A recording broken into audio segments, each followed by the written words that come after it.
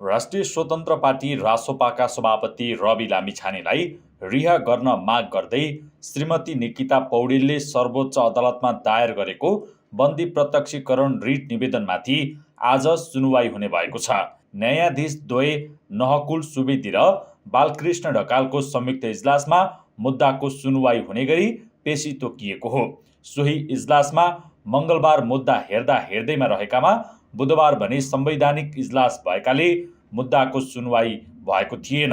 वैशाख 7 मा निकिताले प्रधानमन्त्री तथा मन्त्री परिषद कार्यालय सिंहदरबार, रूपन्देही जिल्ला अदालत, उच्च अदालत तुलसीपुर बुटोल इजलास, जिल्ला प्रहरी परिसर भद्रकाली काठमाडौँ, कारागार कार्यालय रूपन्देही र जिल्ला प्रहरी कार्यालय रूपन्देहीलाई विपक्षी बनाएर बन्दी प्रत्यक्षीकरणको रिट निवेदन दायर गरेकी थिइन्। आज सुनुवाईको सुरुमा लामिछानेका तर्फबाट वरिष्ठ अधिवक्ता रमन श्रेष्ठले बहस गर्नेछन्।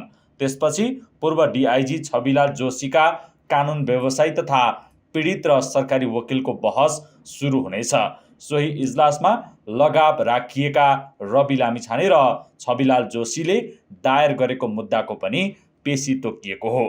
पटक पटक पेशी तोकिँदै विविध कारणले ढिलाइ भइरहेपछि यतिबेला आलोचना समेत भइरहेको छ। बन्दी प्रत्यक्षीकरणको रिटमाथि यति ढिलाइ गर्न नहुने समेत रविका समर्थकहरूको तर्क छ।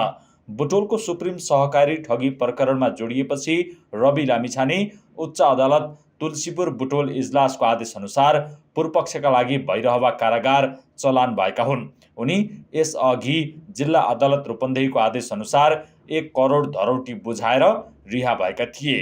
तर उच्च अदालत तुलसीपुर बुटोल इजलासले भने रविलाई थुनामा पठाउने आदेश दिएको थियो। सोही आधारमा रवि अहिले थुनामा छन्।